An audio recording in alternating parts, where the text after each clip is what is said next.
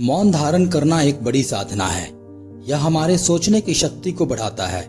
जब हम कुछ समय मौन रखते हैं तो स्वयं से बातें करते हैं, आत्म मूल्यांकन करते हैं और इससे नई मानसिक ऊर्जा मिलती है।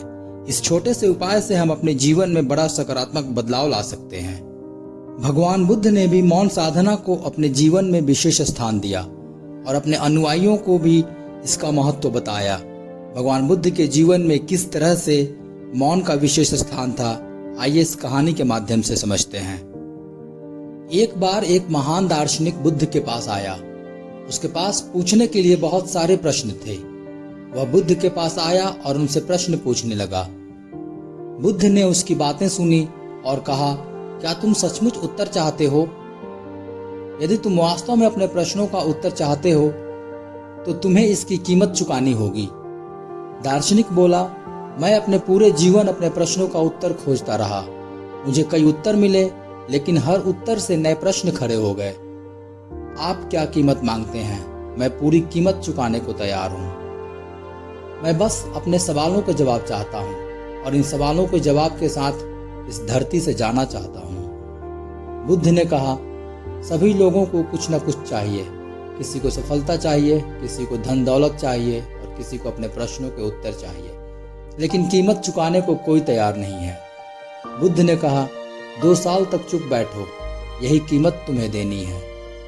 बुद्ध ने आगे कहा, 2 साल तक मेरे पास चुपचाप बैठो और जब 2 साल बीत जाएंगे तो मैं खुद तुम्हें सवाल पूछने के लिए कहूँगा। उस समय तुम जो भी प्रश्न पूछना चाहते हो वह पूछ सकते हो। मैं वादा करता हूँ, मैं तुम्हारे सभी प्रश्नों का उत्तर दूंगा, सभी शंकाओं को दूर करूंगा। लेकिन 2 साल तक तुम्हें बिल्कुल शांत बैठना होगा और इन सालों में कोई भी प्रश्न नहीं पूछने होंगे। दार्शनिक सोच रहा था कि हाँ कहूँ या नहीं।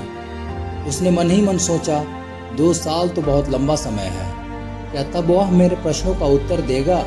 उसने बुद्ध से पूछा, क्या आप पूरा आश्वासन देते हैं कि 2 साल बाद आप मेरे हर प्रश्न का उत्तर देंगे?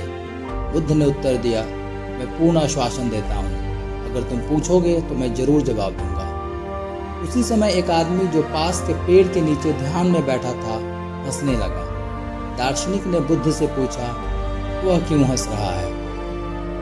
बुद्ध ने उत्तर दिया, उसी से पूछ लो। दार्शनिक उस आदमी के पास गया और उससे हंसने का कारण पूछा। उस आदमी ने कहा, यदि तुम्हें कुछ पूछना हो तो अभी पूछ लो।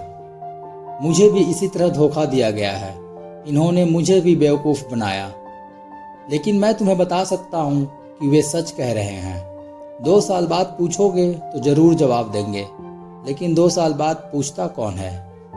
मैं यहाँ 2 साल से चुपचाप बैठा हूँ और वे मुझे प्रश्न पूछने के लिए कहते हैं। 2 साल तक चुप रहने के बाद पूछने को कुछ नहीं बचता, हर जवाब मिल जाता है। पूछना है तो अभी पूछ लो, नहीं तो 2 साल बाद पूछने को कुछ नहीं बचेगा।